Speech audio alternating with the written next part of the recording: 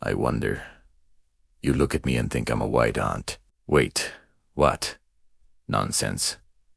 Ants are our worst enemies. I'm actually an evolutionary cousin of the cockroach. Can you believe that? Just 1,000 times smarter. How awesome is my biology? I can digest a dry chunk of your house and be perfectly fine. Who else can do that? Just me. Haha. Well, the bacteria in my gut, actually. But whatever. What would happen if I stepped out into direct sunlight? I don't know. Haven't tried. They say I'd dry up and die in a couple of minutes. Creepy. It's weird. Why did nature force us to feed our soldiers mouth? Or rather Buddha mouth? Gross. I'm awake. I am awake. Where am I? Darkness. Perfect. Humid darkness. Awakening. I wake up, though the concepts of day and night don't exist for me. How do I see this world? I don't. I am completely blind. I don't have eyes at all. My body is pale yellow, almost transparent. It is soft and completely defenseless. If I step out under direct sunlight, the UV rays will burn me, and the dry air will suck the moisture out of my body in minutes. I will die of dehydration. That's why I never leave the closed tunnels. My world is smells and vibrations. My antennae read chemical trails. My legs feel the slightest tremor in the soil, a headbanging against the tunnel wall. I feel the vibration from dozens of meters away. It's our alarm bell. Our siren. Right now, I feel a pheromone order. The temperature is rising. We need to turn on the AC. Architecture and a CI crawl upward through a network of spiral tunnels. Our mound isn't just a pile of dirt. It is an engineering marvel. Down in the basements are our fungus gardens. They generate heat. Millions of our bodies generate heat too. If we do nothing, we will simply boil alive. That's why our city is designed as a giant ventilation pipe. I grab a moist clump of clay and seal a ventilation hole that's gotten too wide. My brothers nearby are chewing out new pores. We control the airflow. Hot air rises through the central chimney and escapes, while cool air is sucked in from the bottom, even if it's over 100 degrees outside. Inside, it's always a perfect 85 degrees with 100% humidity. Human engineers are still studying our homes today. Food and symbiosis. I descend into the feeding chambers. You eat meat and grains. My food is wood, pure, cellulose, the toughest material in nature. No animal can digest it on its own. Neither can I. But millions of symbiotic bacteria live in my gut. I chew a dry twig and swallow. The microbes turn it into nutritious sugars, but I don't just eat for myself. I approach a soldier. He has a massive armored head and saber-like jaws. He is the perfect killer. But he physically cannot eat by himself. Without me, he would starve to death. I excrete a drop of digested food from my rear end. The soldier licks it up. Yes, we feed each other our waste, because it contains the life-saving microbes. Birth.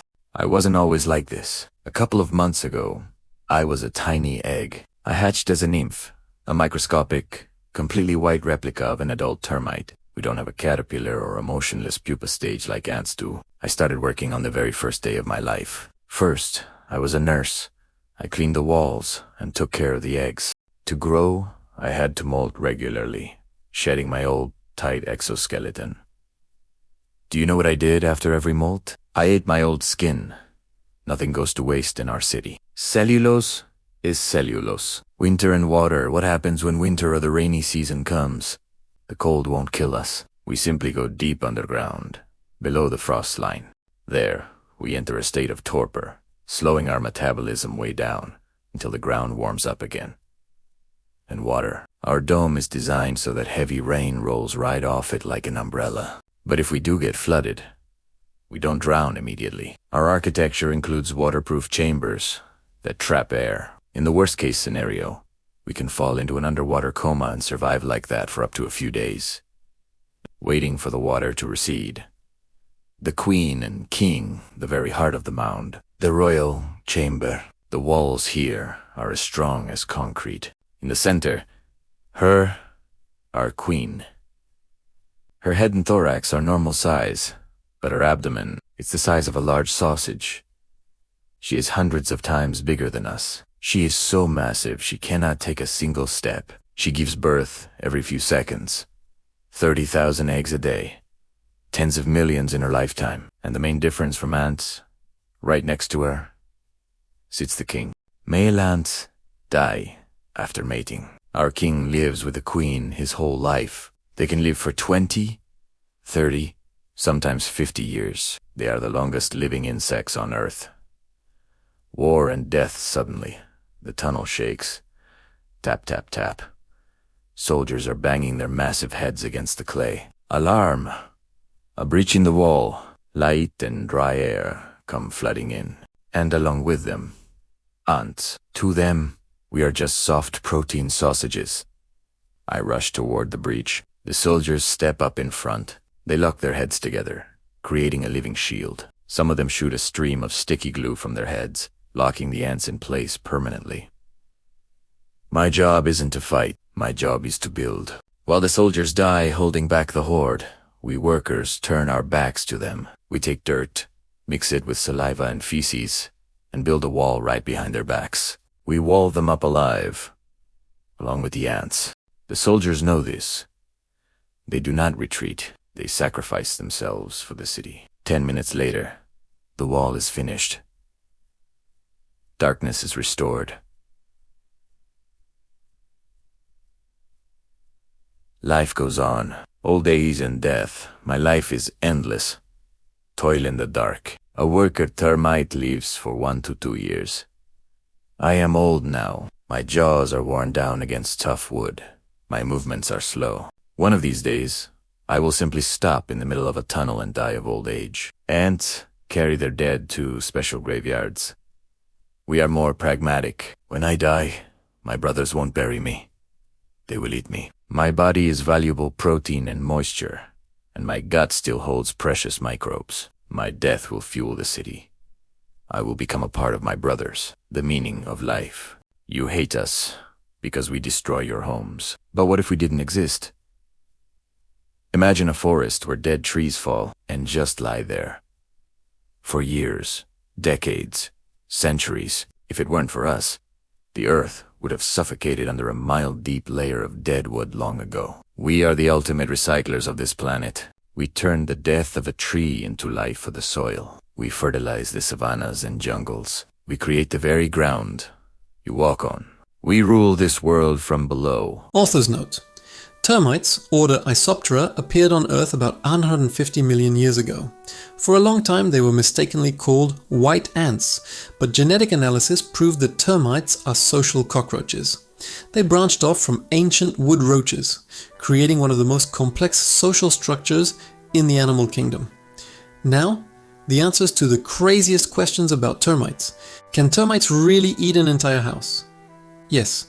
In the US, termites cause over $5 billion in property damage every year. They eat a house from the inside out, leaving a thin layer of paint or wood intact on the outside to protect themselves from deadly light and dry air. A homeowner might not suspect a thing until a wooden beam or the floor simply collapses under their weight. If they are terrified of light and dry out, how do they forage outside? They build mud tubes. Worker termites construct thin tubes out of dirt and saliva that stretch from their nest across the ground, up concrete foundations, and along tree trunks, straight to the wood source. The inside of these tubes maintains perfect humidity and darkness, allowing them to travel safely. Can you draw a circle around a termite with a marker to trap it? Just like with ants? Yes. Blind termites navigate exclusively by smelling pheromones. The sharp chemical odor of marker, ink, a pen, or perfume completely erases their road. To them, it's an invisible wall of unbearable stench. The same goes for salt or baking soda. They destroy their chemical navigation and suck the moisture out of their delicate bodies, killing them. Have termites been to space like ants? Unlike the famous ants that flew to the ISS to study swarm intelligence, termites never became popular astronauts. The main reason is their incredible fragility. Termites require strict control of humidity and temperature, and their reliance on constant contact with the soil and fungus gardens makes them extremely difficult subjects to keep alive in orbit. Can you keep termites as pets like ants, and do they bite? You can keep termites in termitariums, but it's a hobby for hardcore professionals. Unlike ants, termites need absolute darkness, 100% humidity, and constantly rotting wood. Any drop in humidity will kill them. Plus, the risk of escape is terrifying. They can literally eat your house. Do they bite? Workers are harmless to humans, but the soldiers, with their giant jaws, can deliver a painful bloody pinch while defending the colony. What happens if you kill the termite queen? Will the whole colony die? With ants, the death of a queen usually means a slow end, but termites have a backup plan. There are always nymphs, underdeveloped individuals in the colony. If the main queen dies, the workers start feeding these nymphs a special hormonal diet, stimulating their development. They quickly transform into secondary reproductives, neotenics, and continue laying eggs, saving the colony from extinction. Is it true that they grow mushrooms like farmers? Yes. Some termite species in Africa and Asia can't digest wood even with microbes. They chew the wood into a pulp and plant spores of a specific fungus, termitomyces, on it. The fungus breaks down the cellulose and the termites then eat the fungus itself. This is high-tech agriculture that they mastered millions of years ago. Why are termites considered one of the biggest creators of greenhouse gases? Because of those very microbes in their gut. The process of breaking down cellulose by bacteria releases massive amounts of methane. Scientists estimate that termites produce up to 11% of all global methane in the atmosphere, making them one of the most significant natural sources of greenhouse gases on the planet. If you enjoyed this look inside the perfect darkness, be sure to watch our previous video, 24 hours in the life of an ant. You will find out, why do ants have 2 stomachs, and how do they use them to feed the colony? How does the terrifying zombie fungus hack an ant's brain and control its actions? Is it true that ants keep other insects as livestock and milk them? And why do some kamikaze ants literally explode themselves to defend the colony? The answers to these questions will change the way you look at the world beneath your feet. Click the next video.